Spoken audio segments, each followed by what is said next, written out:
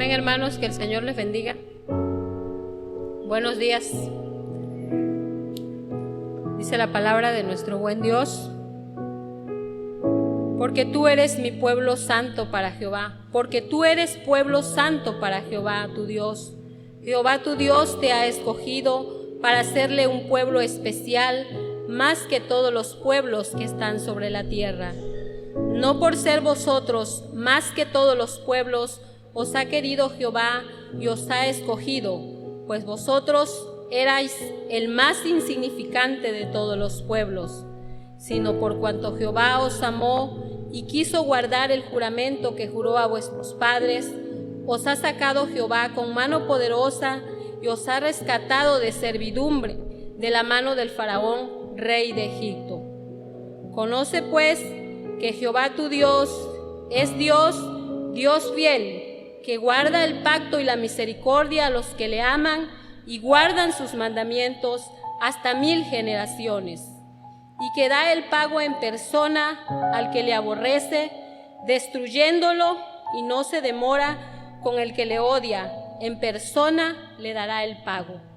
Guarda, por tanto, los mandamientos, estatutos y decretos que yo te mando hoy que cumplas. Amén. Les invito a estar sobre sus pies, hermanos, y vamos a dar comienzo con una oración. Vamos a orar a nuestro Dios pidiendo su dirección. Oremos. Bendito Padre Celestial, adoramos y bendecimos tu santo y bendito nombre. Recibe la gloria, la honra, por los siglos de los siglos, Padre Santo. Gracias te damos por este tiempo, oh Dios bendito, que nos permites estar nuevamente, una vez más en tu casa, Padre Celestial, para alabar, glorificar y honrar tu santo y bendito nombre. Te pido, Padre Celestial, bendigas a tu pueblo aquí reunido, a cada uno de mis hermanos por nombre, Padre Santo. Si alguno de mis hermanos viniera en camino, te ruego que lo cuides, lo guardes y lo protejas, y llegue acá con bien, y juntos también adoremos tu nombre, Padre Santo. Gracias, oh Dios de los cielos, por este momento, por este tiempo que nos das, Padre Santo, porque tu palabra dice que es mejor un día en tus atrios que 1000 fuera de ellos. Gracias, Padre, por este tiempo. Bendice, oh Dios de los cielos, a todos mis hermanos que van a tener participación en este culto en adoración hacia tu santo nombre. Bendice a tu siervo, Padre Santo, que trae la exposición de tu palabra. Úsalo, Padre Santo, dale la sabiduría y el entendimiento, y que sus labios se abran para dar tu palabra, y tu pueblo, Padre Celestial, esté atenta a recibirla, Padre Celestial, y como dice tu palabra, que seamos hacedores de ella, Padre Santo, y no tan solamente oidores. Bendice a mis hermanas que estarán aquí atrás en la música, a nuestro hermano Efraín, así a mí que estaré dirigiendo este programa, Padre Santo. Te pedimos tu santa y divina dirección, en el nombre de nuestro Señor Jesucristo. Amén. Vamos a entonar, hermanos, el himno número 112. Himno número 112.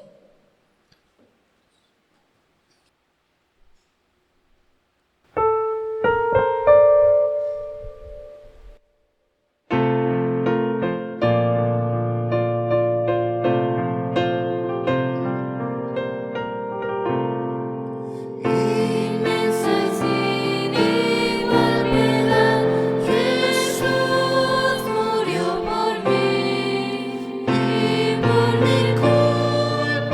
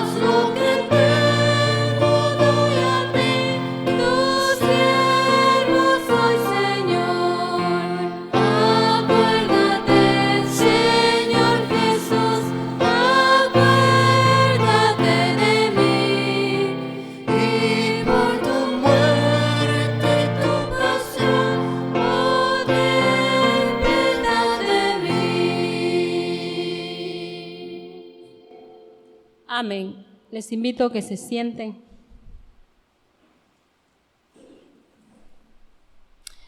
¿Cómo dudar, verdad, cada día de su amor de Dios permaneciendo en nosotros?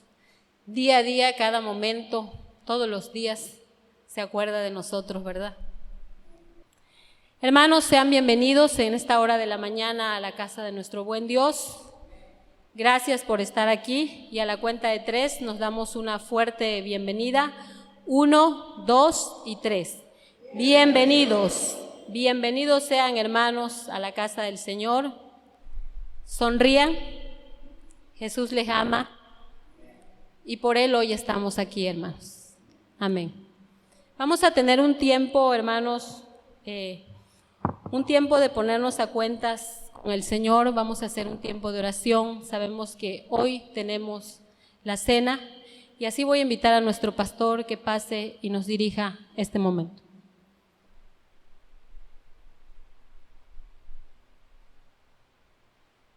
Puestos de pie, hermanos. Tenemos este tiempo de confesión personal. Dios siempre, hermanos, se ha caracterizado por ser un Dios bueno, misericordioso, pero no es un Dios que no deje de ver las cosas malas que nosotros hacemos. Nehemías, hablándole al pueblo, le dijo en el capítulo 9, versículo 16, mas ellos y nuestros padres fueron soberbios y endurecieron su cerviz y no escucharon tus mandamientos. No quisieron oír ni se acordaron de tus maravillas que habías hecho con ellos. Antes endurecieron su cerviz y en su rebelión pensaron poner caudillo para volverse a su servidumbre. Pero tú eres Dios que perdonas, clemente y piadoso, tardo para la ira y grande en misericordia, porque no los abandonaste. Oremos, hermanos, y pidamos al Señor que tenga misericordia de nosotros. Señor, te alabamos, te bendecimos porque eres bueno y bondadoso, Señor, pero también reconocemos que eres justo, que en tu justicia y santidad miras nuestra vida, Señor, y frente a tus mandatos, frente a tu ley, Señor, todos nosotros salimos debiendo, Señor, a cómo debemos ser y comportarnos. Hemos pecado, Señor, de manera individual y tú nos conoces a cada uno de nosotros por nuestro nombre. Sabes en dónde hemos estado, lo que hemos hecho, Señor, a quién hemos perjudicado. Te rogamos, Señor, que tu Santo Espíritu examine nuestro corazón y podamos con sinceridad, Señor, pedirte que nos perdones. Tu palabra nos da ejemplo de que eres un Dios que puede perdonar, Señor, al mirar nuestro corazón arrepentido, con la sinceridad de quererte pedir el auxilio, Señor, para ya no ser iguales. Te rogamos, Padre, que en esta mañana tú mires la confesión personal de cada uno de nosotros, Señor, y que conforme a esta confesión puedas, Señor, perdonar nuestros pecados, porque hemos puesto nuestra fe en Jesucristo como nuestro Señor y Salvador. Solamente, Señor, a través de su sangre es que podemos acercarnos a ti y solicitarte, Padre, que pases por alto nuestras faltas, nuestros errores, nuestros pecados, Señor. Confiamos en la obra perfecta de tu Hijo Jesucristo para podernos limpiar y perdonar. Ayúdanos, Señor, a través de tu Santo Espíritu, que podamos serte fieles y que podamos ser dignos de ser llamados discípulos de nuestro Señor Jesucristo. Todo esto, Señor, te lo pedimos, confiando en tu perdón, en el nombre de Cristo Jesús. Amén.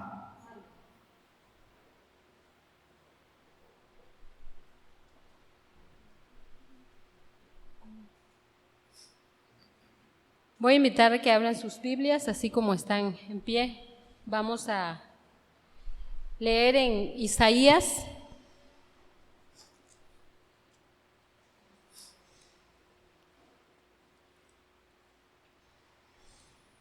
Nuestra lectura, hermanos, congregacional, Isaías 55, del versículo 1 al versículo 13. Isaías 55, del versículo 1 al versículo 13. Yo tomo el primer versículo, ustedes el segundo y nos unimos en el versículo 13. Amén, hermanos. Isaías 55, del 1 al 13. Dice su palabra: a todos los sedientos venid a las aguas, y a los que no tienen dinero, venid comprad y comed venid comprad sin dinero y sin precio vino y leche. ¿Por qué gastáis el dinero en lo que no es pan y vuestro trabajo en lo que no sacia? Oídme atentamente y comed el bien, y se deleitará vuestra alma con dulzura. Inclinad vuestro oído y venid a mí y oí, y vivirá vuestra alma, y haré con vosotros pacto eterno, las misericordias firmes a David. He aquí que yo lo di por testigo a los pueblos, por jefe y por maestro a las naciones.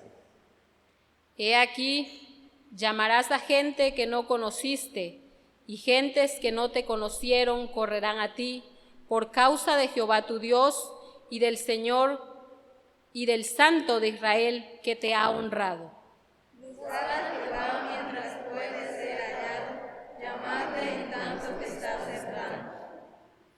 Deje el impío su camino y el hombre inicuo sus pensamientos, y vuelvas a Jehová, el cual tendrá de él misericordia, y al Dios nuestro, el cual será amplio en perdonar. Porque mis pensamientos no son vuestros pensamientos, ni vuestros caminos mis caminos, dijo Jehová. Como son más altos los cielos que la tierra, así son mis caminos más altos que vuestros caminos, y mis pensamientos más que vuestros pensamientos. Porque como desciende de los cielos la lluvia y la nieve, y no vuelve allá, sino que riega la tierra, la hace germinar y producir, y da semilla al que siembra, pan al que come. Así será mi palabra que sale de mi boca, no volverá a mí vacía, sino que hará lo que yo quiero, y será prosperada en aquellos para que la envíe. Porque con alegría saldréis y con paz seréis vueltos, los montes y los collados levantarán caminos delante de vosotros, y todos los árboles del campo darán palmadas de aplauso. Juntos. En lugar de la zarza crecerá el chipre, y en lugar de la ortiga crecerá rayán, y será Jehová por nombre, por señal eterna, que nunca será raída. Amén. Seguimos en pie, hermanos, y cantamos el himno número 110. Himno número 110.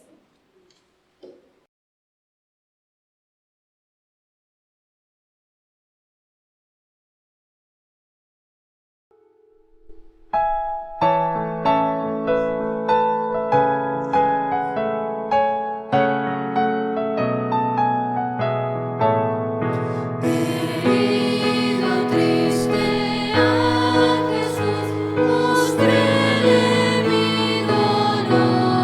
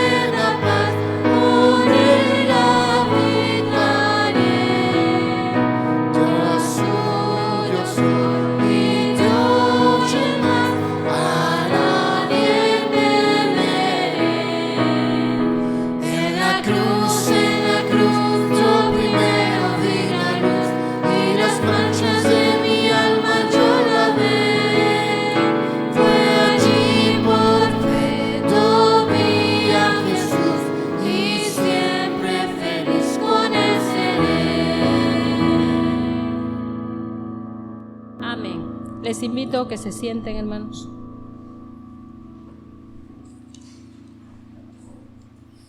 Qué bueno es nuestro Dios para con nosotros, ¿verdad?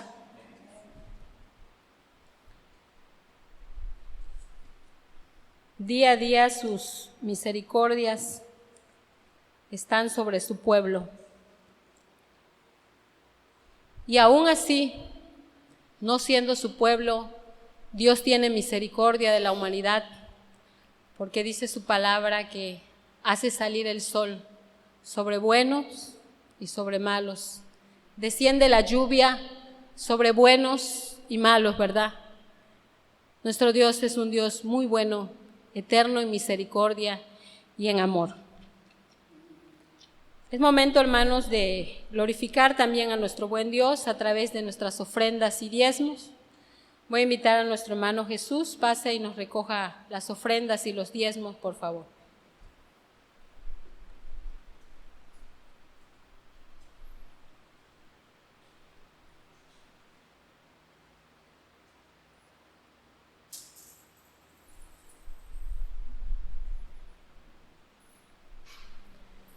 Dice su palabra, cada primer día de la semana, cada uno de vosotros ponga aparte algo según haya prosperado. Amén. Primera de Corintios 16:2. Dale tu ofrenda al Señor, dásela de corazón, que cuando al cielo te llame, le respondas con amor, que no te quede dolor cuando hayas ofrendado.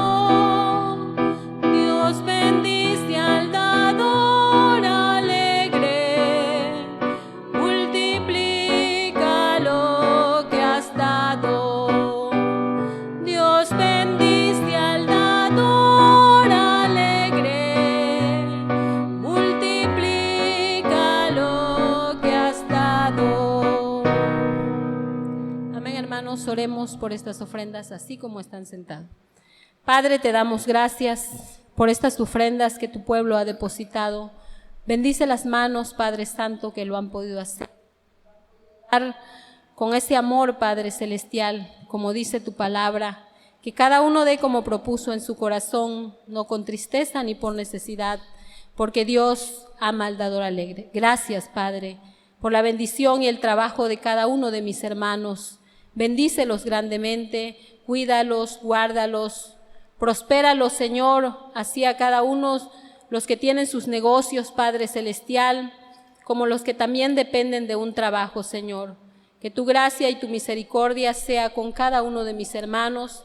Gracias por tus bondades, porque nada es nuestro, Señor, sino de lo recibido de tu mano, de eso te damos. Bendice estas ofrendas, Padre Celestial. Te rogamos y te suplicamos que la multipliques, que es para el uso de tu obra aquí en la tierra. Tuyo es el oro y tuyo es la plata, Padre Santo. Gracias porque tu pueblo ha ofrendado y ha diezmado. En el nombre de nuestro Señor Jesucristo te lo pedimos y te lo rogamos todo. Amén. Vamos a seguir alabando a nuestro buen Dios, hermanos, y vamos a cantar el himno número 103. Les invito a estar sobre sus pies. Himno número 103.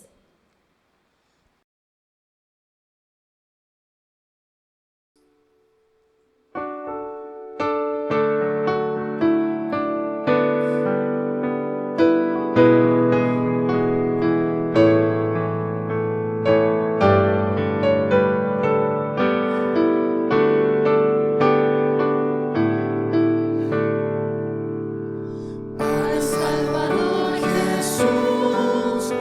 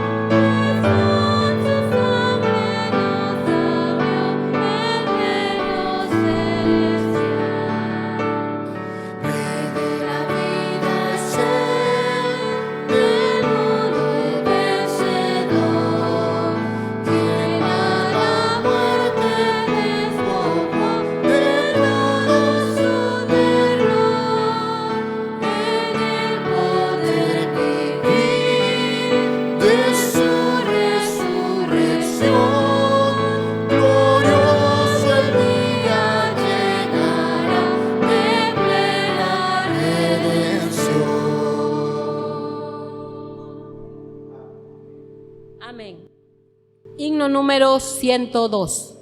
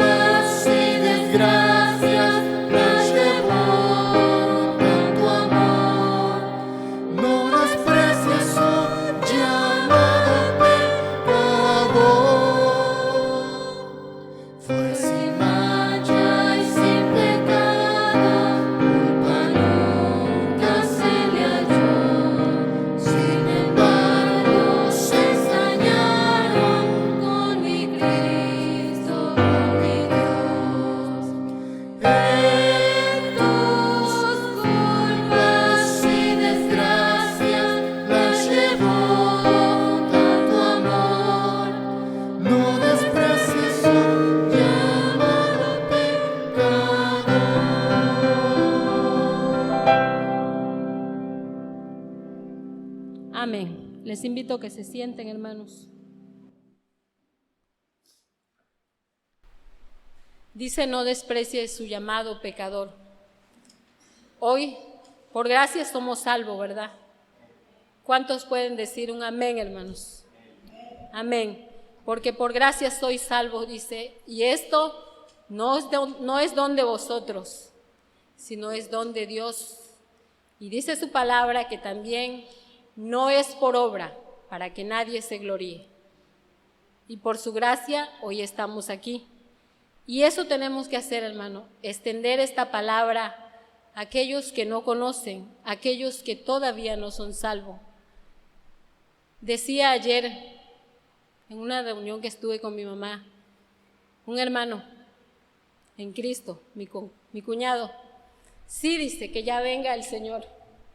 Y le digo, sí, que ya venga, le digo, pero mira a tu alrededor cuántos hay todavía. Todavía hay mucha gente que necesita saber de Cristo. Quizás hoy te sientas preparado, le digo, pero tenemos familia, tenemos hermanos. La humanidad, que todavía no sabemos cuántos quedan, hermanos. Sigamos orando por ello, por la salvación de los que todavía no han sido salvos. Vamos a tener una oración por el reparto de clases y el mensaje que trae nuestro pastor en esta mañana, el estudio. Voy a invitar a nuestro hermano Efraín nos haga esta oración, así como están sentados, hermano. Padre nuestro que estás en el cielo, gracias te damos por la repartición de clases que ahora mismo ha de haber y que podamos a través de tu Espíritu Santo poder tener el entendimiento para poder discernir el mensaje de tu palabra, desde el más pequeño hasta el más grande, en todas las clases que se han de impartir. Y pues te pedimos también por los maestros y las maestras que han de impartir esta clase, que tú les compartas tu sabiduría, tu paciencia, para que puedan transmitirnos la enseñanza de tu palabra. En el nombre de Jesús te lo pedimos y te lo agradecemos también. Amén. Amén. Los niños salen con nuestra hermana Claudia y el tiempo es de nuestro pastor.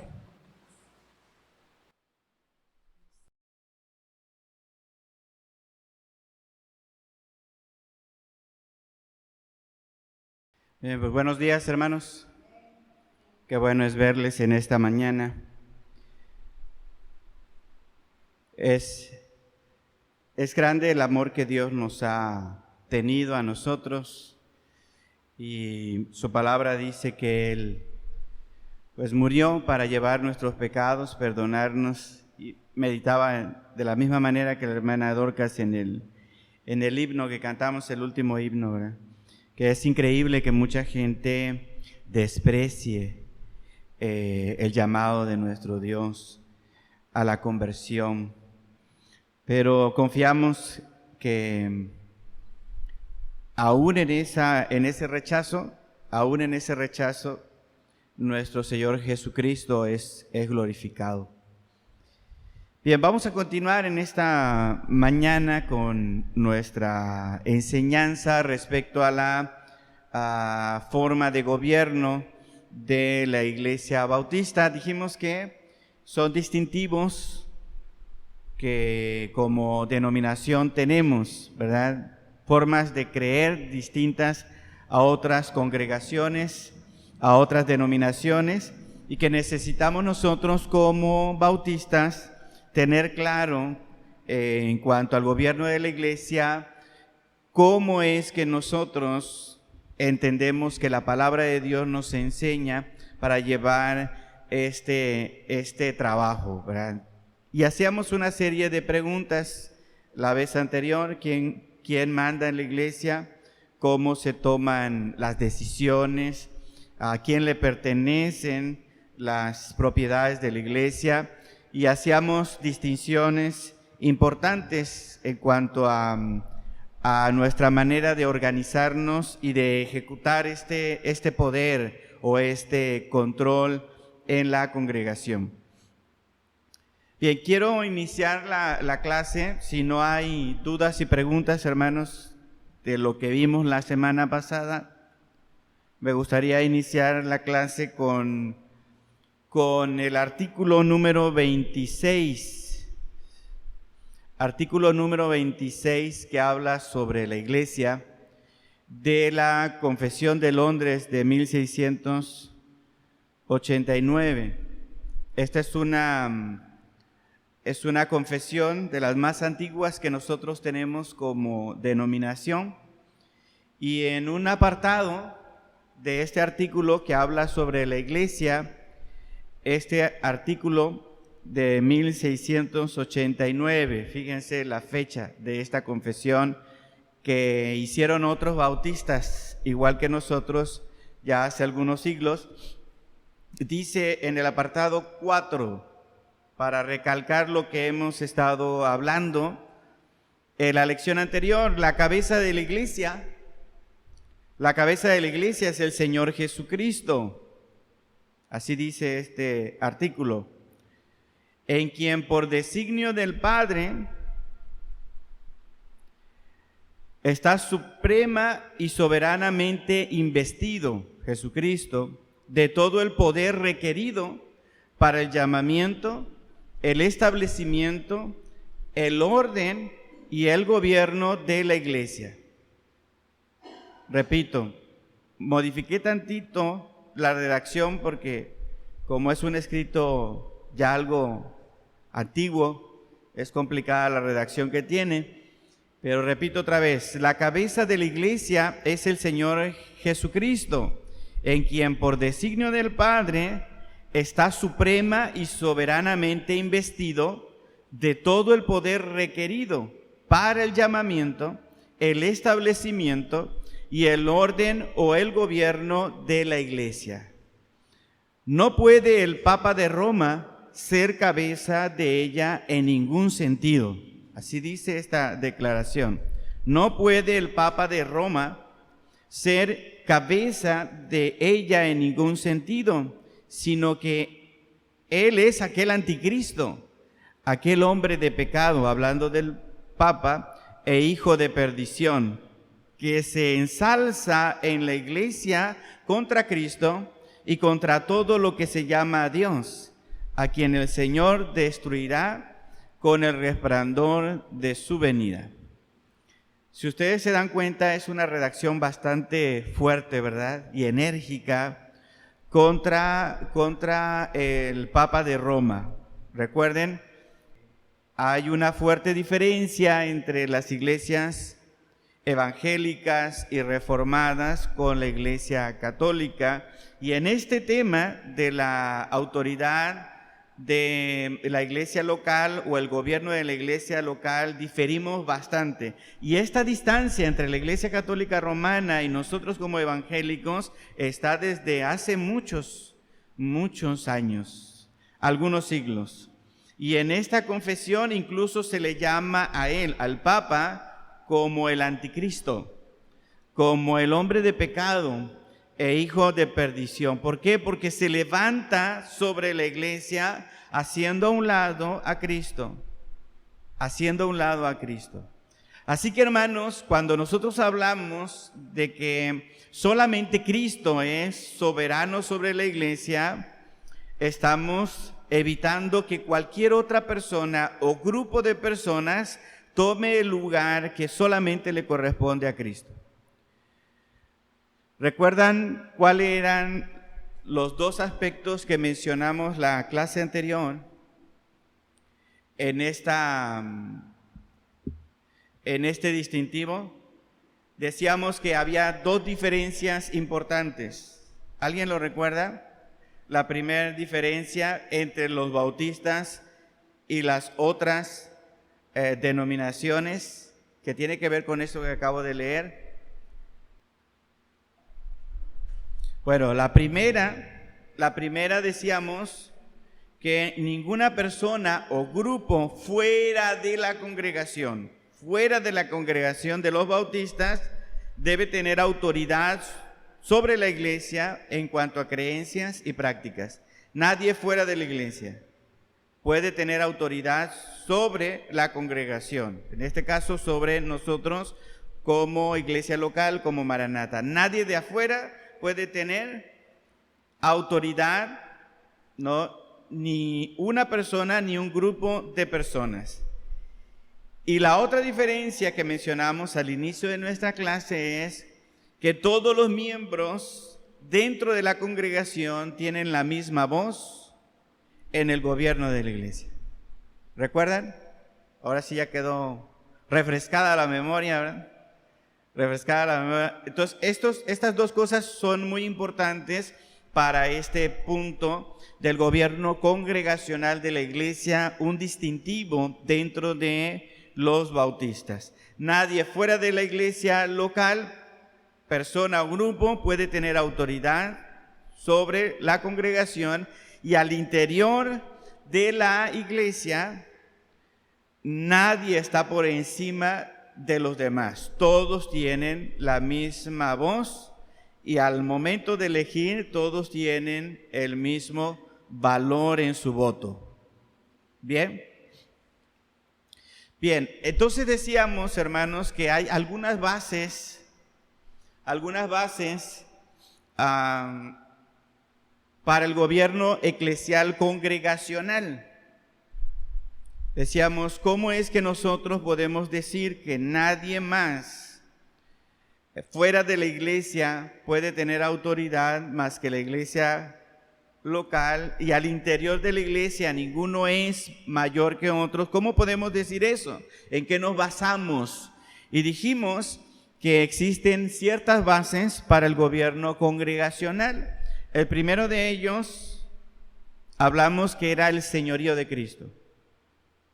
Nosotros decimos que esta diferencia con otras denominaciones en cuanto al gobierno de la iglesia está basado en primer lugar en el señorío de Cristo. Y en segundo lugar dijimos que está basado también en la autoridad de la Biblia.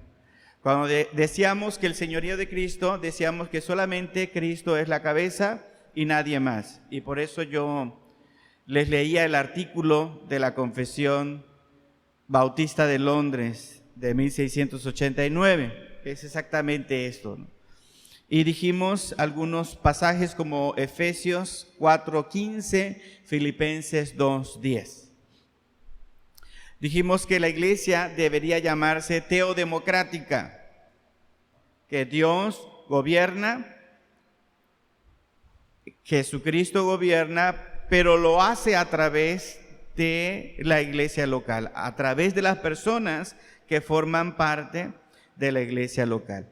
Bien, en el segundo punto, la autoridad de la Biblia, vimos algunos pasajes que nos dan testimonio de cómo las iglesias en el primer siglo, especialmente la iglesia de Jerusalén, cómo ellos se organizaban, cómo ejercían el poder al interior de la iglesia.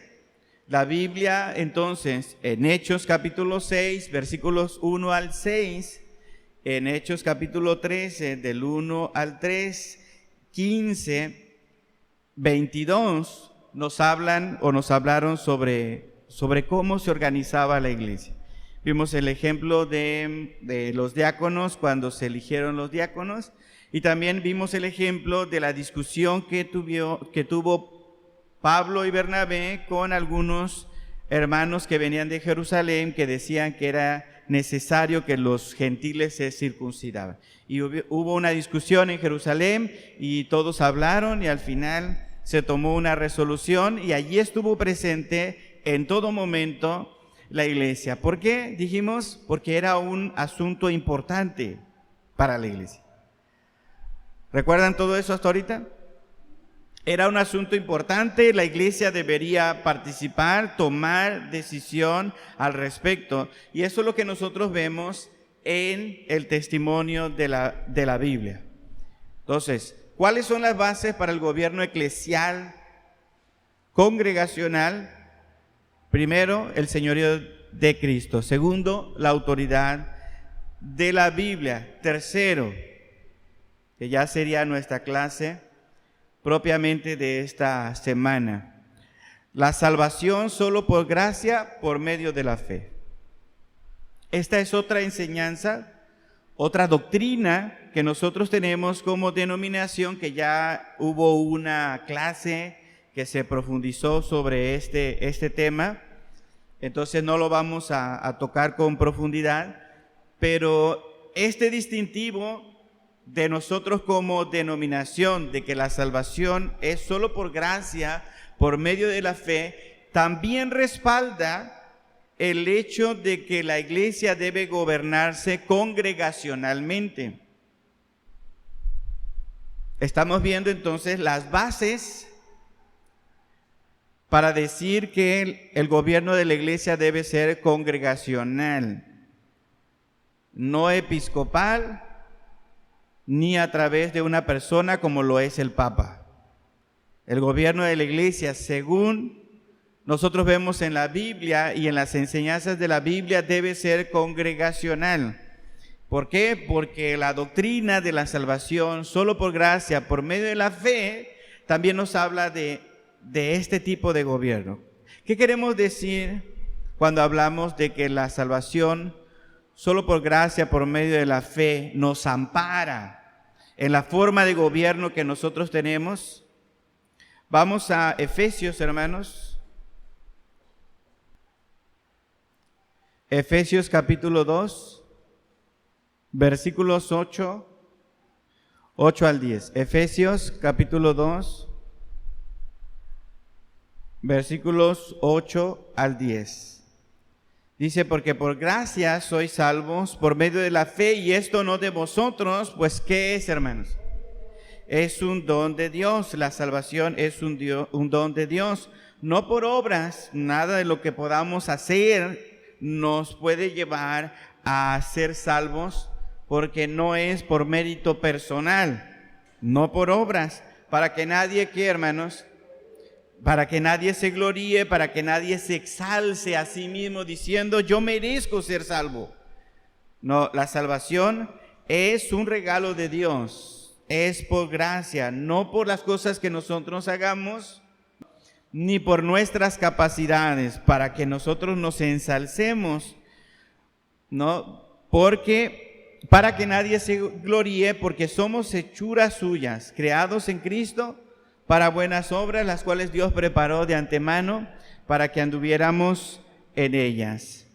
Entonces los bautistas creen que todos los redimidos han llegado por gracia a una fe salvífica en Cristo, no por obras, no por estatus social, hermanos, no por ninguna otra cosa.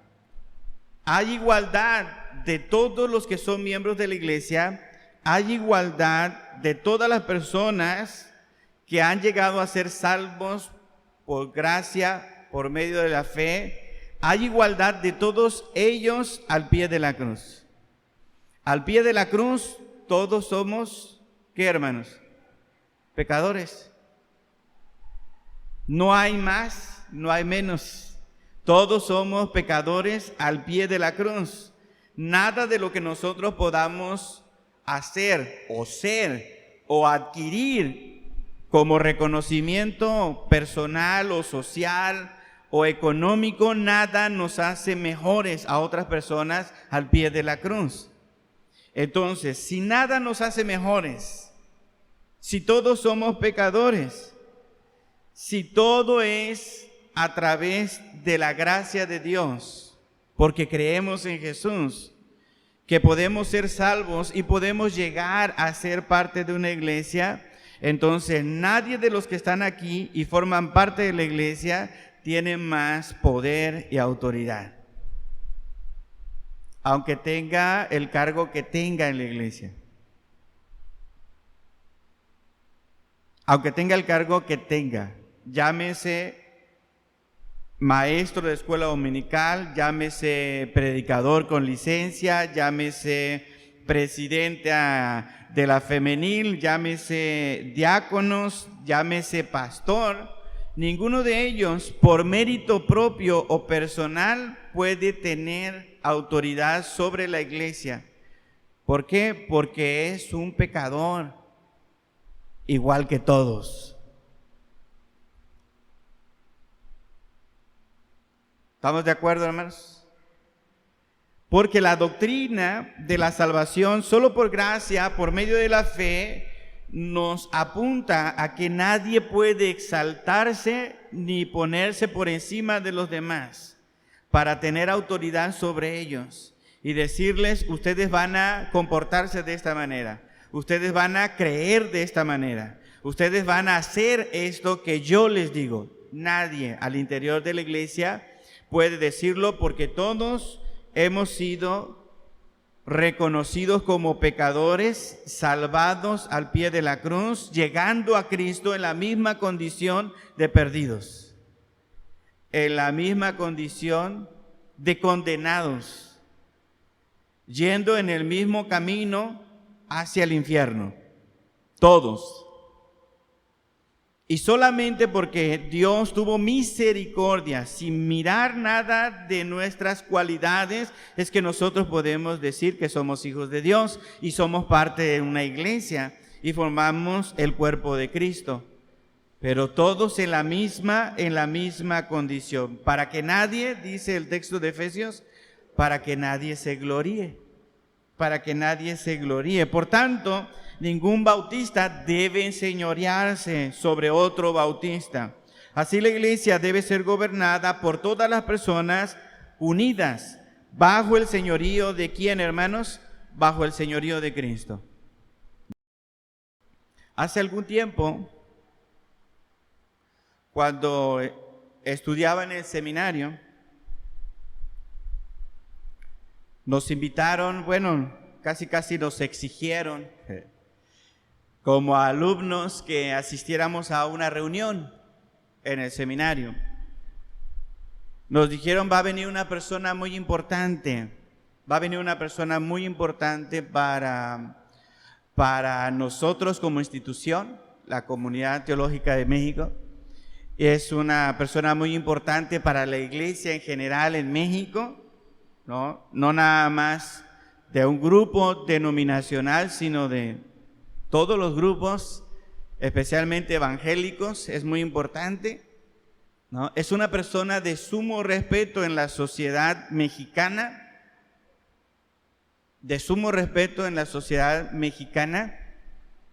y su voz incluso se escucha fuera de México.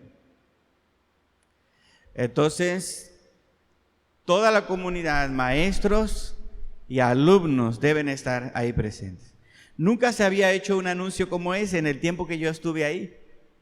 Nunca se había hecho un anuncio como ese. Habíamos recibido a muchas personas en la comunidad teológica, se habían invitado a predicadores, a pastores, a maestros, a teólogos, a terapeutas, a personas distinguidas también, pero nunca se había hecho un anuncio como este. Así que estábamos todos reunidos, hermanos, en la sala principal donde se hacían estos eventos, que originalmente era el comedor de la comunidad teológica.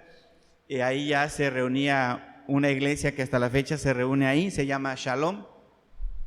Entonces estaba bien acondicionado todo y estábamos todos ahí a la expectativa del personaje que iba a llegar a la reunión, que era muy importante que estuviéramos ahí. Entonces la persona llegó al estacionamiento y alguien fue a avisar que ya había llegado el ombudsman de los derechos humanos. Era la persona encargada oficial de los derechos humanos en México.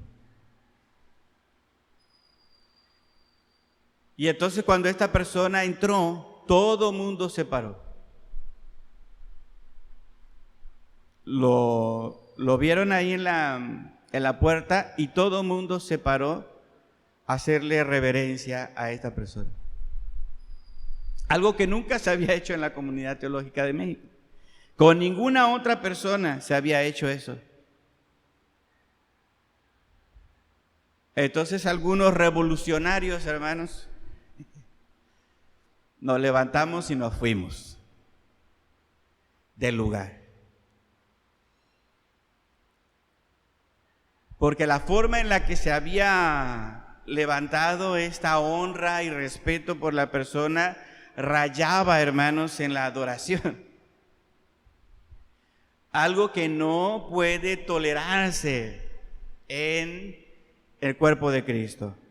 Podemos reconocer el llamamiento que Dios le haga a un pastor, incluso a un pastor de pastores, que diríamos que es algo así como el apóstol Pablo, un misionero que guía a otros pastores, un consejero de mucha sabiduría. Podíamos reconocer sus capacidades, pero nunca llegar al grado de pensar que es alguien fuera de serie por sí mismo o por el cargo que tiene. Eso no debería permitirse en la iglesia. ¿Por qué? Porque esa persona, aunque tuviera un cargo muy prominente en la iglesia o fuera de la iglesia o en nuestra nación o en las Naciones Unidas, hermanos, jamás va a dejar de ser un pecador frente a la cruz. O sea, va a tener el mismo estatus que los demás. Solo Jesucristo ha ido más allá con su obediencia, hermanos, perfecta hasta la muerte en la cruz, siendo hijo de Dios, humillándose a sí mismo y entrando en nuestra condición humana para poder llevar nuestras cargas, nuestros pecados, nuestras fallas, nuestros errores, y que en Él, en su cuerpo, pudiera ser castigado el pecado de la humanidad. Nadie más tiene el privilegio de ser honrado como Él. Entonces, ante la cruz todos somos pecadores. Ante la cruz ninguno tiene un estatus mayor. Y esto es peligroso, hermanos, no solamente en la comunidad teológica de México, que es una institución, es especialmente peligroso en las iglesias. En las iglesias. Jamás debe verse a un pastor o a un grupo de pastores por encima de los demás, aunque sean muy capaces, tengan mucha sabiduría, aunque tengan un ministerio recorrido, aunque hayan levantado muchas congregaciones en diferentes lugares, ¿no? Jamás debe vérseles como alguien que tiene un estatus superior a cualquier otro hermano en la iglesia. ¿Se entiende este punto, hermanos? ¿Se entiende? ¿no? Solo Cristo manda. La Biblia nos enseña que hay prácticas en el primer siglo que nosotros debemos imitar en cuanto al gobierno congregacional, pero también la doctrina de la salvación, solo por gracia, por medio de la fe, nos hace ver que nadie obtiene méritos extras por su persona, que todos somos igualmente pecadores ante Jesucristo con la necesidad de ser salvos, con la necesidad de ser salvos. Hay otra doctrina o otra enseñanza que no hemos visto, todavía no hemos profundizado en esta enseñanza, que se llama la competencia del alma y el sacerdocio de los creyentes. Es otro distintivo que vamos a mirar más adelante con más profundidad, pero esta enseñanza que nosotros sostenemos como bautistas dice lo siguiente, hermanos. Repito, la doctrina es sobre la competencia del alma y el sacerdocio de los creyentes. Ya vimos la del sacerdocio de los creyentes, pero no abundamos sobre la competencia del alma. ¿Qué quiere decir la competencia del alma? Quiere decir que las personas tienen una suficiencia dada por Dios para conocer y seguir la voluntad de Dios. Cada persona, Dios le ha dotado de capacidad para conocer a Dios y para seguir la voluntad de Dios. Dios le ha dado esa capacidad. Ninguna persona puede decir: yo no entiendo a qué te refieres con Dios. Yo no sé a lo que tú me quieres llevar con tu término de Dios. Yo no entiendo nada que tenga que ver de Dios. La Biblia enseña que todo hombre reconoce que hay alguien por encima de todo. Le ha llamado de diferentes nombres, ¿no? En las diferentes religiones le han puesto diferentes nombres. Pero ese reconocimiento universal en todas las culturas, hermanos, de que hay alguien superior, es la capacidad que Dios le ha dado a cada individuo, esté en China, esté en la India, esté en algún grupo apartado en la, ¿cómo se llama? En el Perú, en la Amazonia, aunque esté allá muy retirado. Todas las personas que llegan a este mundo traen en su interior la capacidad de reconocer que Dios existe. Todos. Y esas personas pueden llegar al conocimiento de Dios, al conocimiento de Jesucristo, rendir su voluntad a Él y a partir de allí empezar a caminar en los mandatos de Dios, reconocer la voluntad de Dios. Dios quiere esto para mí. Dios no quiere que me drogue.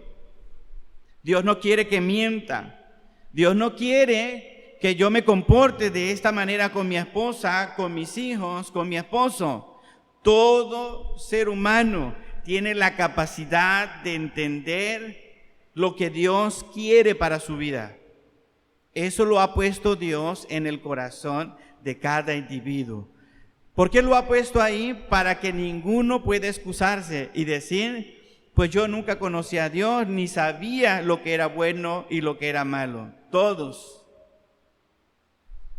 Todo ser humano tiene la capacidad de conocer a Dios, tiene suficiencia en su alma para conocer a Dios y para seguir la voluntad de Dios.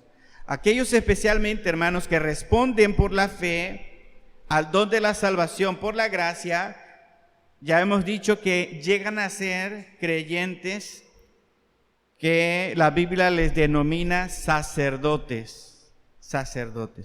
Todos los que responden al llamado de Dios en Jesucristo y lo aceptan como su Señor y Salvador, pasan entonces a ser reyes y sacerdotes del Dios Altísimo. Vamos solamente a recordar algunos pasajes que en esto de ser sacerdotes ya lo hemos visto. Primera de Pedro capítulo 2, versículo 9.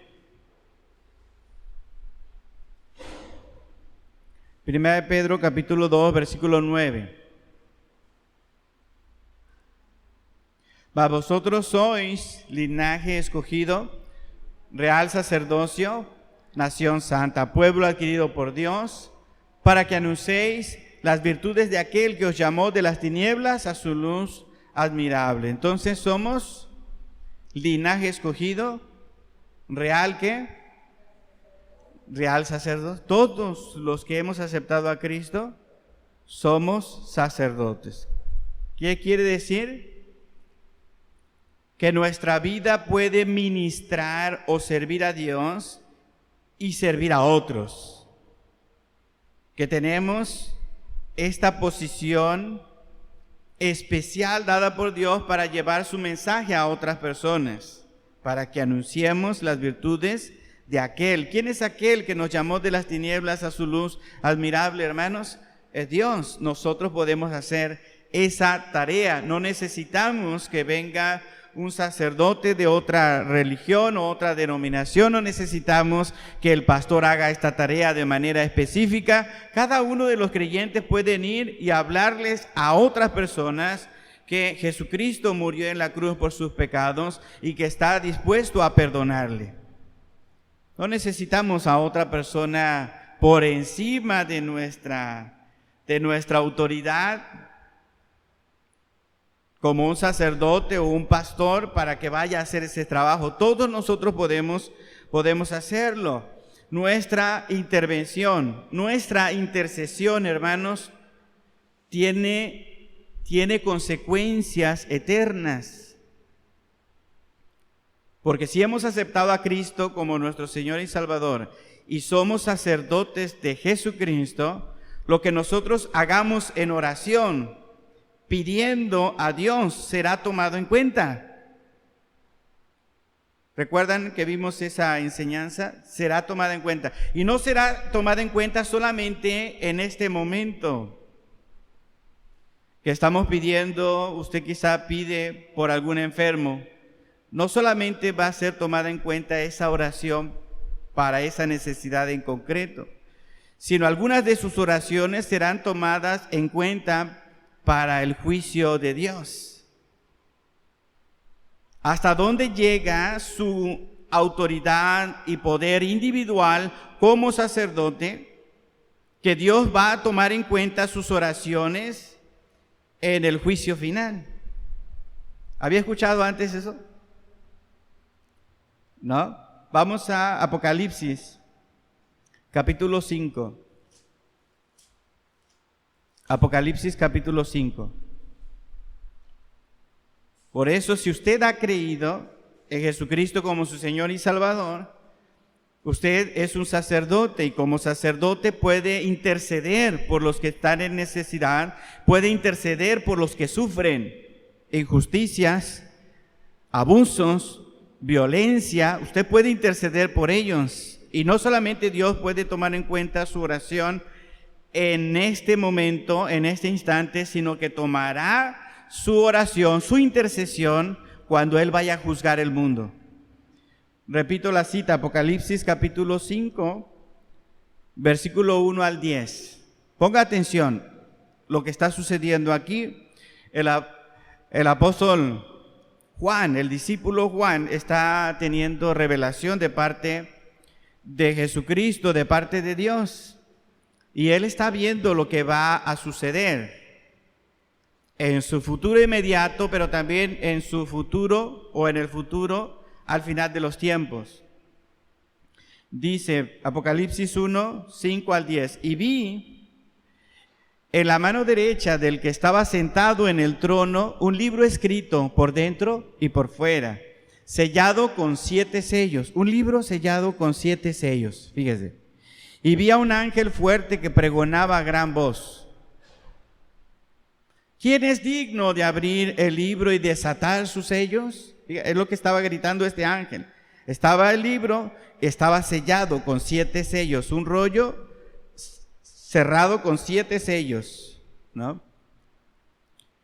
Y el ángel fuerte pregonaba: ¿quién es digno de abrir el libro y desatar los sellos? O sea, revelar lo que hay en cada sello. Y ninguno, ni en el cielo, ni en la tierra, ni debajo de la tierra, podía abrir el libro, ni aún mirarlo. No había nadie que pudiera hacer esto. Y dice Juan: y lloraba yo mucho, porque no se había hallado ninguno digno de abrir el libro, ni de leerlo, ni siquiera de mirarlo. Y uno de los ancianos me dijo: no llores, he aquí que el león de la tribu de Judá, la raíz de David, ha vencido para abrir el libro y desatar sus 7 sellos. ¿De quién está hablando allí? De Jesús, ¿eh? El león de la tribu de Judá, la raíz de David, Jesús, ha vencido para abrir el libro. Él es el único digno, no solamente de mirarlo, el libro, sino de abrir los sellos. Y miré y vi en medio del trono y de los 4 seres vivientes y en medio de los ancianos estaba en pie un cordero como inmolado. Otra vez Jesucristo, que tenía 7 cuernos y 7 ojos, los cuales son los 7 espíritus de Dios enviados por toda la tierra. Y vino y tomó el libro de la mano derecha que estaba sentado, del que estaba sentado en el trono. El libro con los sellos. ¿Y los sellos qué son? Son juicios de Dios. Cada sello es un juicio de Dios. ¿Quién puede abrir esos juicios de Dios? Jesucristo, el Cordero, ¿no? Y vino y tomó el libro de la mano derecha del que estaba sentado en el trono, y cuando hubo tomado el libro, los 4 seres vivientes y los 24 ancianos se postraron delante del Cordero. Todos tenían arpas y copas de oro, fíjese, llenas de incienso, que son las que, hermanos, las oraciones de los santos. Fíjense, el Cordero, Jesucristo, que va a abrir los sellos, es decir, que va a desatar el juicio contra aquellos que no le aceptaron, en esa adoración se va a tomar en cuenta, ¿no?, el canto, porque por algo tenían las arpas ahí, y las copas llenas de oro, llenas de incienso, que son las oraciones de los santos. Y cantaban un nuevo cántico diciendo: digno eres de tomar el libro y de abrir sus sellos, porque tú fuiste inmolado y con tu sangre nos has redimido para Dios, de todo linaje y lengua y pueblo y nación, y nos has hecho para nuestro Dios reyes y sacerdotes, y reinaremos sobre la tierra. Aquellas oraciones que se han hecho a Dios para que Él obre con justicia estarán aquí cuando Jesucristo rompa los sellos y desate, hermanos, el juicio final.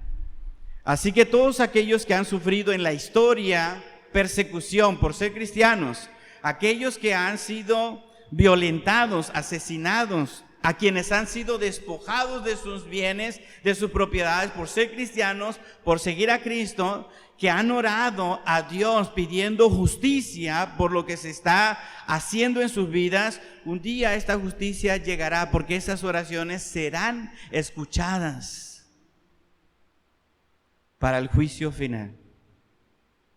Así que imagínese, usted ora a Dios y usted es un sacerdote de Jesucristo y usted pide a Dios misericordia y pide justicia, porque Dios también sabe dar justicia, porque no es un Dios que se complace en la maldad. Y si alguien no se arrepiente y se burla de Dios y agrede a los cristianos, hermanos, esa persona requiere un justo juicio a sus obras y a sus maldades. ¿Está usted de acuerdo con eso? Si no se arrepiente, debe ser castigado. De la misma manera que nosotros vemos en la sociedad, una persona que mata, que roba, que viola, ¿verdad? Lo toman y lo enjuician y tiene que pagar por sus crímenes. El pecador que hace toda clase de violencia y no se arrepiente, un día pagará ante Dios por todos sus males. Y las oraciones de aquellos que pidieron a Dios: Señor, ayúdanos a salir de esta persecución, ayúdanos a salir de esta situación injusta, donde me están quitando mis bienes, donde están matando a mis hermanos en la fe. Esas oraciones serán tomadas en cuenta. No serán tomadas en cuenta porque vienen del pastor. No serán tomadas en cuenta porque vienen del superapóstol o del superprofeta o de como se quiera llamar la persona el día de hoy. Vendrán a ser tomadas en cuenta porque son de los hijos de Dios, que todos ellos son sacerdotes. Todos ellos pueden orar y pedirle a Dios justicia y misericordia. Entonces, hermanos, ¿hasta aquí vamos bien? ¿Sí? ¿Dudas, preguntas, comentarios? Cada sacerdote, entonces, hermanos, cada sacerdote creyente tiene acceso directo a Dios por medio de las Escrituras y por medio de la oración. Y todo sacerdote creyente es libre para entender la voluntad de Dios y tratar de seguirla bajo la guía del Espíritu Santo. Por eso es que yo a veces les digo, ¿verdad? Yo les puedo dar un consejo en su situación particular, ¿no? Usted viene conmigo, habla conmigo, me dice: pastor, estoy viviendo esto, no sé qué decisión tomar. Y usted me cuenta algunas cosas, quizá no me cuenta todo, ¿verdad? Pero me cuenta algunas cosas y yo le puedo decir bajo lo que yo veo desde acá, ¿verdad? Esto es lo que yo pienso que deberías hacer, este es mi consejo. Y usted analiza mi consejo y dice: no, pero es que si tomo en cuenta esto, si tomo en cuenta aquello, y la Biblia me dice esto, y la Biblia me dice el otro, y como que el consejo del pastor no aplica. Usted tiene todo el derecho para seguir su criterio bajo la guía del Espíritu Santo, aunque yo le haya recomendado otra cosa. ¿Me entiende, hermano?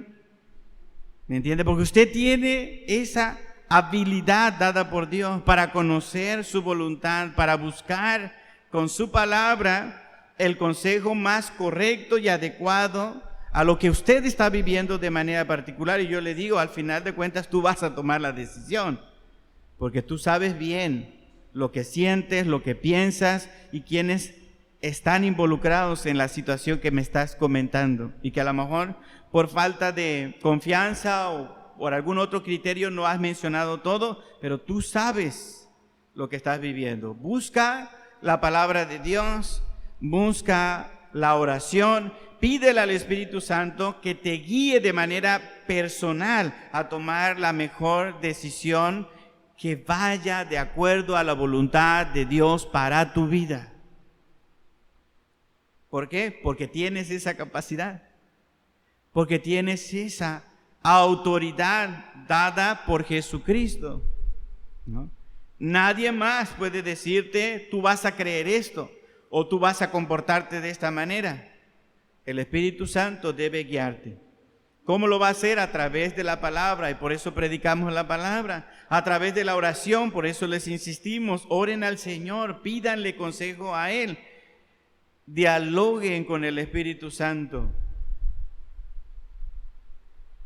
Puede que usted vaya a la iglesia más grande, con los mejores ministerios, con el pastor más entrenado en consejería, pero si usted no lee la Biblia, si usted no ora, si usted no dialoga con el Espíritu Santo, va a tomar malas decisiones. ¿Sí me explico? Porque no son los de afuera. Es su relación personal con Dios. Personal con Dios. Tiene esa capacidad, ¿no? Cada creyente es libre para guiarse bajo el Espíritu Santo hacia la voluntad de Dios. Cada creyente es parte del sacerdocio real en que Jesucristo, hermanos, es sumo sacerdote. Hebreos capítulo 7 al capítulo 10, no lo busquen, solamente hago la referencia. Del capítulo 7 al capítulo 10, el escritor de Hebreos nos habla de Jesucristo como sumo sacerdote, que su sacerdocio es mejor de lo que había en el Antiguo Testamento. Para aquellos que se quieren regresar, aquellos que ya no quieren seguir en el camino con Jesucristo, el escritor de Hebreos les dice, tomen en cuenta que Jesucristo es mucho mejor que lo que ustedes están añorando del judaísmo. Y les da varios aspectos del judaísmo. Eso es toda la carta de Hebreos. Toda la carta. Y cuando llega al capítulo 7, al capítulo 10, les dice, Jesucristo es mucho mejor sumo sacerdote del que pudo haber existido en el Antiguo Testamento, en el judaísmo. Y ustedes son parte de su sacerdocio. Ustedes son parte del equipo que forma el grupo de sacerdotes donde Jesús es el sumo sacerdote. ¿Se entiende el concepto, hermanos? Todos los creyentes somos sacerdotes, pero encima de nosotros hay alguien que es superior, que es el sumo sacerdote. Y ese sumo sacerdote es Jesucristo. Y Él es el que tiene la autoridad sobre todos los sacerdotes, que somos iguales. Somos iguales. Y nosotros como sacerdotes participamos del plan que tiene Jesucristo para la iglesia en este mundo. ¿Cómo? Sirviendo en ministerios, llevando la palabra de Dios a nuestros familiares, a nuestros vecinos, ¿no? Haciendo el bien en la sociedad, con nuestro trabajo, con nuestra aportación, cualquiera que sea, en la política, en el arte, en cualquier área. Somos sacerdotes de Jesucristo sirviendo en esas áreas. Repito, ¿cuáles son las bases para el gobierno eclesial? El señorío de Cristo, los ejemplos de la Biblia, la salvación solo por gracia, por medio de la fe, y la competencia del alma y el sacerdocio de los creyentes. Por último, hermanos, otra base para decir que la iglesia debe ser gobernada de forma congregacional. Otra base es la enseñanza de la membresía regenerada del creyente. Esto también ya lo vimos, esta doctrina ya la vimos. Esa doctrina de la membresía regenerada de la iglesia también apoya como consecuencia que el gobierno de la iglesia local debe ser congregacional. Solamente los que han sido salvos por fe en Cristo, aquellos que han experimentado, hermanos, el bautismo por inmersión, que han vivido una vida que se puede mirar, que se ha consagrado a Dios, deben permanecer o pertenecer a la iglesia local. Decíamos cuando enseñábamos esta doctrina que en algunos momentos se ha dejado de hacer énfasis en que los miembros deben ser personas regeneradas, que a veces la iglesia se ha relajado mucho, ¿verdad? Y hemos dejado que formen parte de la iglesia personas que no vemos que den evidencia de un cambio de vida, que realmente se hayan convertido. Pero dentro de la denominación el insistir en que los creyentes verdaderamente regenerados sean los que compongan la membresía de la iglesia, es porque un día van a llegar a tomar las decisiones congregacionales. ¿Se da cuenta, hermano? Si nosotros no insistimos en la membresía regenerada, puede haber miembros de la iglesia que al tomar sesión de negocios, estos no creyentes, pero que son parte de la membresía, lleguen a tomar decisiones que no vayan con el sentido del señorío de Jesucristo. Y eso es un grave peligro. ¿Está de acuerdo conmigo? Una persona no regenerada no va a buscar la voluntad de Dios. Una persona no regenerada no le va a importar el amor a los hermanos. Una persona no regenerada no va a ser humilde, ni va a dejar que otro pase antes que él. ¿Por qué? Porque en el mundo esa no es la forma de proceder. En el mundo la forma de proceder, ¿cómo es?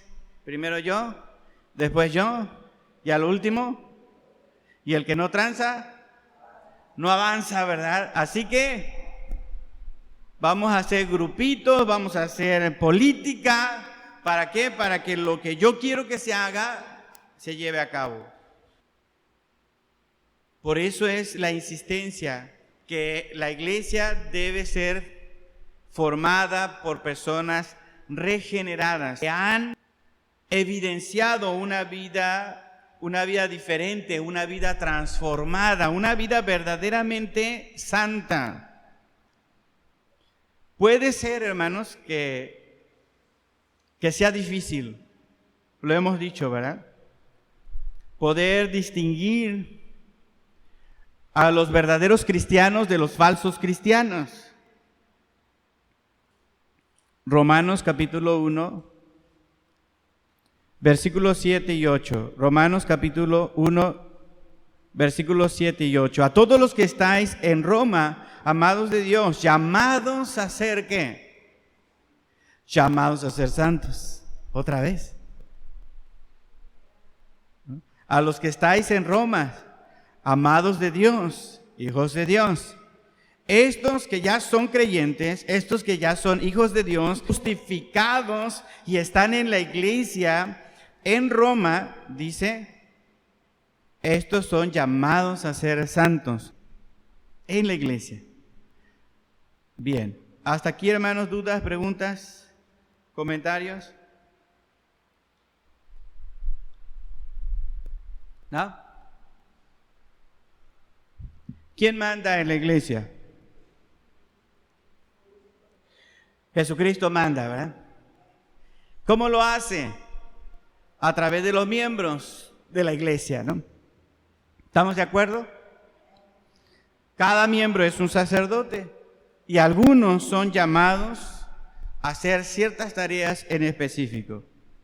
¿Tiene el pastor, hermanos, autoridad sobre la iglesia? ¿Tienen los diáconos autoridad sobre la iglesia? Ni pastores ni diáconos tienen autoridad sobre la iglesia. Su posición, hermanos, su autoridad no es impositiva. Su autoridad es de servicio, es de guía, es de enseñanza. Tienen un cargo importante, sí, por eso Pablo a Timoteo, capítulo 3, del versículo 1 al 7, habla sobre cómo deben ser los pastores. Deben saber enseñar, deben saber guiar, deben ser hospedadores. ¿verdad? Tienen una serie de cualidades, pero no para que impongan su voluntad, sino para que puedan servir correctamente en la iglesia. Y lo mismo sucede con los diáconos. También tienen una posición importante en la iglesia y deben ser amados y respetados los diáconos.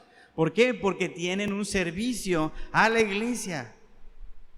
porque han sido llamados por Dios a través de la decisión de la iglesia.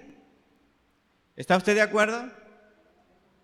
Cuando se va a elegir un diácono, cuando se va a elegir un pastor, debe estar la iglesia de acuerdo. Son decisiones importantes. No son decisiones de qué color vamos a pintar el templo. ¿Sí me explico, hermanos? Son decisiones importantes. Y si la iglesia entonces reunida dice, este va a ser nuestro pastor. Si la iglesia entonces reunida dice, este va a ser nuestro diácono, ¿quién debe quitar al pastor y quién debe quitar a los diáconos? La iglesia. Es la iglesia. Si los diáconos quitan al pastor, ¿qué están haciendo? Usurpando el lugar de la iglesia. Si el pastor quita a los diáconos, ¿qué está haciendo el pastor? Usurpando el lugar de la iglesia. Quizá puede el diácono y el pastor tener una diferencia y no ponerse de acuerdo en la manera de trabajar. Y lo pueden llevar a la iglesia. Y la iglesia va a decidir. Puede suceder, ha sucedido, pero a veces para no lidiar con estos asuntos se pasan por alto y se olvida que aquí no hay ni uno que sea por encima de la iglesia local. Jesucristo le ha dado autoridad a la iglesia y los temas importantes que deben ser votados, la iglesia lo tiene que hacer. Si nosotros seguimos ese parámetro, hermanos, vamos a respetar lo que la iglesia, lo que la Biblia dice con respecto al gobierno congregacional. ¿Cómo se deben tomar las decisiones, hermanos? A través de la iglesia, ¿no? Pero a veces este concepto de la toma de decisión congregacional toma ciertos tropiezos. A veces es inoperante en ciertos momentos. ¿Qué ha hecho la iglesia a través de los siglos? Ha delegado autoridad y responsabilidad en algunos miembros de la iglesia. ¿Qué quiero decir con eso? A veces la iglesia no se puede estar reuniendo entre semana para tomar una decisión. Como por ejemplo, ¿quién va a bajar ese foco? ¿Sí me explico, hermanos? Eso es una decisión que hay que tomar, ¿no? No, los de allá son color, bueno, los de acá atrás son color cálido, ¿verdad? Me decía mi esposa, no checan con los blancos de acá enfrente. ¿Los cambiamos o los dejamos, hermanos? Hay que llamar a toda la iglesia para que tome la decisión de cambiar esos focos. ¿De qué color? Esa es una decisión inoperante. Entre semana, hermanos, o incluso cada domingo. Hay iglesias que cada domingo toman sesión de negocios para hablar cosas que debieron haber delegado. Y esta es la forma en la que la mayoría de las iglesias, en temas que son no tan importantes, no tan cruciales, han dicho que los diáconos se encarguen de ciertas decisiones, de ciertos trabajos. Han delegado al pastor ciertos trabajos, cierta toma de decisiones. Han delegado a la femenil que trabajen en ciertas áreas y tomen sus responsabilidades en esas. Han puesto a consejeros de jóvenes para que ellos puedan trabajar con los jóvenes. Vamos a salir a un evento en la deportiva. ¿Qué dice el consejero de jóvenes? Pues no dice nada porque dice que tiene que tomar la iglesia la decisión. Es inoperante. Para algo te puso la iglesia allí y te dio autoridad. No es tu autoridad, es la autoridad de la iglesia delegada en ese consejero. Y ese consejero en esas decisiones tiene que tomar decisión.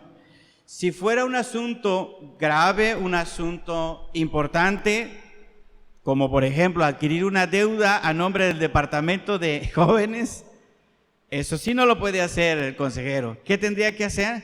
el consejero venir y hablar con la iglesia y decir, tenemos este problema, tenemos este proyecto, queremos adquirir una deuda. ¿Qué dice la iglesia? Esas son las formas prácticas, hermanos, de trabajar el gobierno congregacional. Las decisiones del día a día, por eso hay un pastor, por eso hay un grupo de diáconos, por eso hay presidentes de los departamentos. Pero hay decisiones importantes que no pueden tomar ni siquiera el pastor, ni siquiera los diáconos. Tiene que ser la iglesia. Padre Santo, te damos gracias, Señor, por tu bondad y misericordia en nuestras vidas. Gracias, Padre, porque podemos meditar en tu palabra y examinar estas enseñanzas y doctrinas que son importantes para la vida de nuestra iglesia, Señor. Yo sé, Padre, que a veces como pastores, como líderes, nos hemos sentido frustrados porque ciertas cosas no avanzan cuando se toman decisiones congregacionalmente, Señor, o porque creemos que son decisiones inmaduras o que no reflejan tu voluntad, Señor, pero tú has dejado tu Santo Espíritu para que podamos con confianza y libertad buscar lo que es mejor para nuestra iglesia. Permítenos, Padre, no olvidar que tú nos has dejado en esta iglesia que tiene un gobierno congregacional, que en la toma de decisiones importantes a cada uno tú le has dado la competencia del alma y el sacerdocio para que pueda fungir en estas tareas. Permítenos, Señor, seguir creciendo en el conocimiento de tu palabra y seguir practicando las cosas que debemos hacer. Todo esto, Señor, te lo pedimos en el nombre de Cristo Jesús. Amén. Le voy a pedir al hermano Jesús, por favor, pase aquí al frente, me ayude con la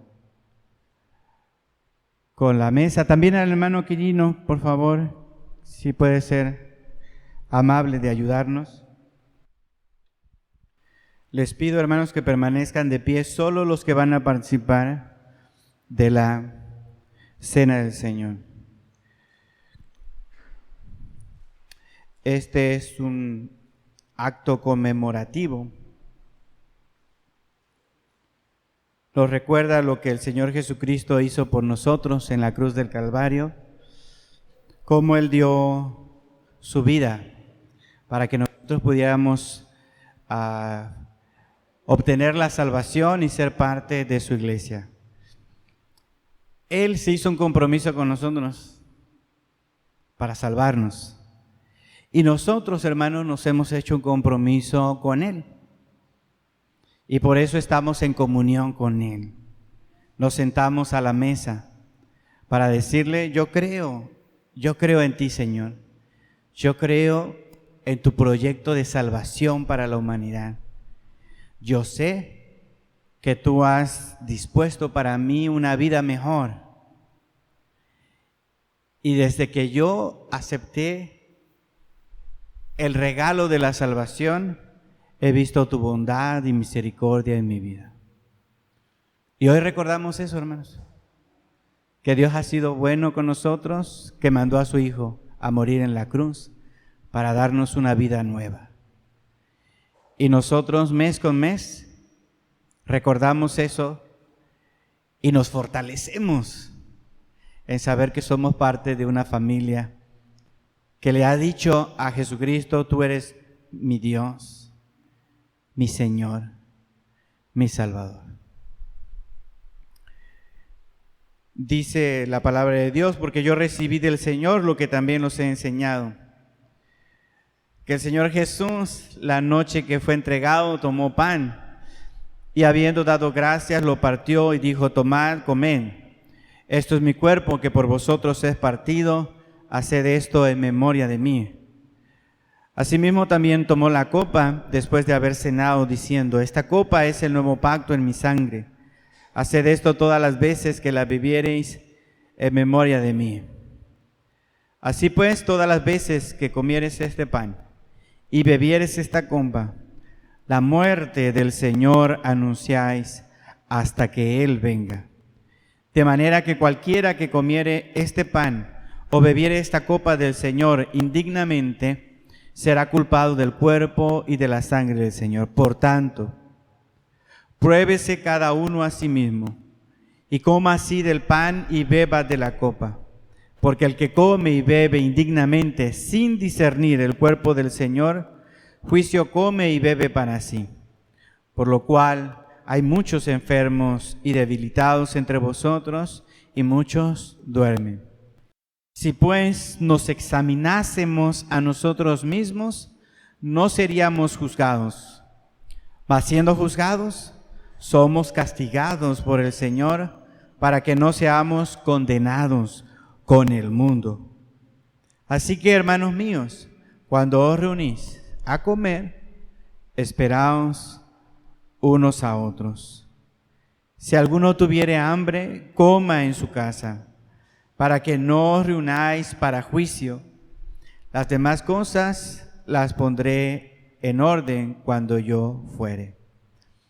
Al apóstol Pablo, hermanos, le interesaba que los hermanos en Corintio no perdieran la esencia de la celebración de la Cena del Señor. Y es importante para nosotros no perder la esencia de la Cena del Señor. Él dio su sangre y entregó su cuerpo para ser castigado en nuestro lugar.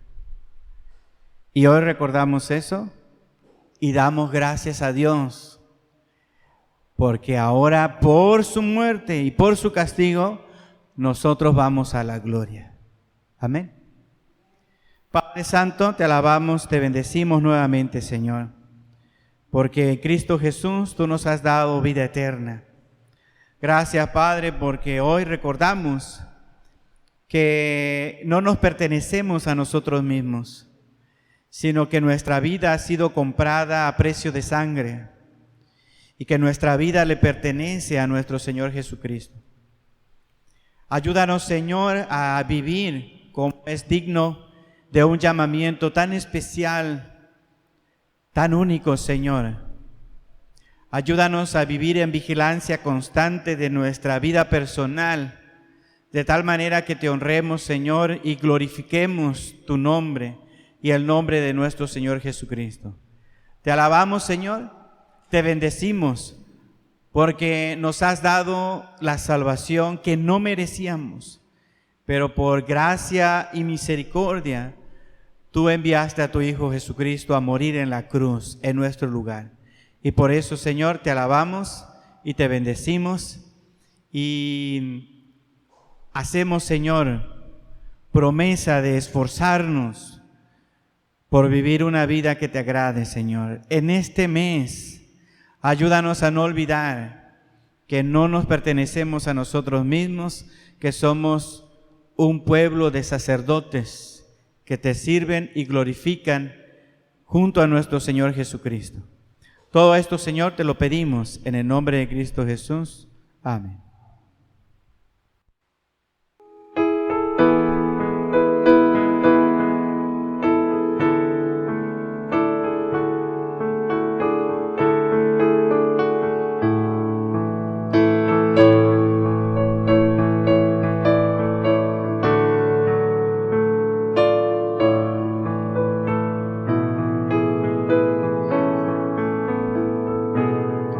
En el monte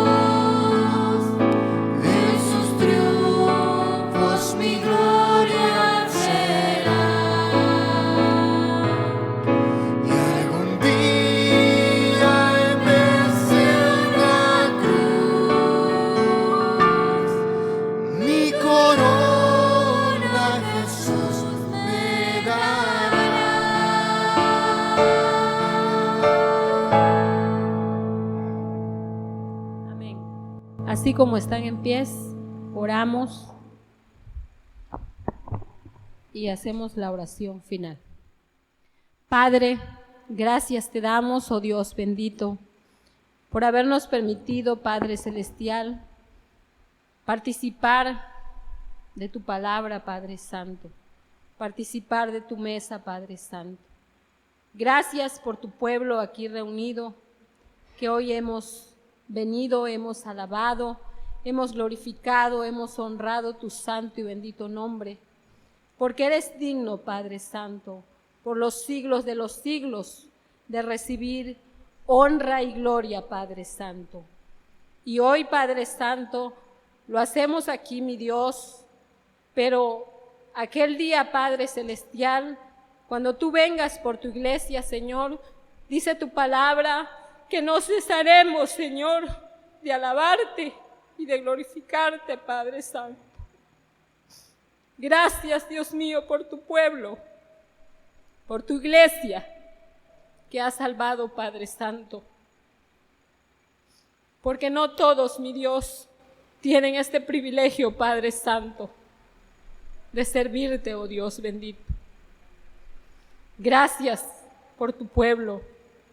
Ayuda a tu iglesia cada día más, Padre Celestial, a servirte, a honrarte, Padre Celestial, y que seamos, poderoso Salvador, siempre hacedores de tu palabra, Padre Santo. Gracias porque nos permitiste alabarte. Bendice a toda tu iglesia, Padre querido, a mis hermanos que no han podido estar hoy aquí, Padre Santo. Bendícelos donde quiera que se encuentren y en sus mentes, Señor, estén meditando en este día, Padre Celestial, que es un día para honrarte y glorificarte. Un día, Padre Celestial, que está apartado para ti, Padre Santo. Bendice a todos mis hermanos que han tenido participación en la música. A tu siervo síguelo usando, llenándolo de sabiduría y entendimiento. A todas las familias, Padre Celestial, que estuvieron aquí presente. Te pido, Padre amado, seas con cada uno de tu pueblo en este momento que va a salir a sus hogares. Cuídalos, mi Dios, guárdalos y protégelos en el camino. Y que pronto, Señor, volvamos a estar unidos aquí en tu casa, Padre Celestial. Gracias te damos por todo. En el nombre de nuestro Señor Jesucristo, te lo pedimos todo. Amén. Amén, hermanos. Tenemos un momento de avisos. Pues solamente entre los avisos para recordarles nuestro culto de oración los jueves a las 7 de la noche. Es importante, hermanos, venir a orar. Es importante orar. Pues tristemente, siempre el culto de los miércoles somos pocos o los mismos. Se entiende, hermano, por alguna parte, porque pues algunos hermanos trabajan. Entendemos sus trabajos y todo, pero meditemos también en nuestros hogares. Si no podemos asistir, también que no olvidemos que es día de oración los jueves. Y pues también para recordar nada más que estemos orando por el Congreso de Varones. Prontamente se llevará aquí a cabo el 18 de junio. Oremos, hermanos, oremos también en nuestros hogares por una reunión de pastores que va a haber el día de mañana en la iglesia de Amado Gómez, ¿verdad, pastor? Oremos también por esta reunión de pastores. Al levantarnos cuando hacemos nuestra oración, llevemos a Dios, los siervos de Dios que tendrán una reunión el día de mañana para acordar acuerdos referente a la IBM de todos los trabajos que se están haciendo por los departamentos. Si alguien tiene algún más aviso, ¿son todos, pastor? También recordamos la sesión de trabajo que será el último domingo de este mes de junio, para que asistamos, hermanos, y tengamos la participación, ¿verdad?, como hemos aprendido el día de hoy, sabiamente. Si no hay más aviso, hermanos, pues estamos despedidos. Que el Señor les bendiga y les guarde. y proteja durante toda esta semana en todo lo que hagamos y emprendamos, que lo pongamos en sus manos. Dios les bendiga.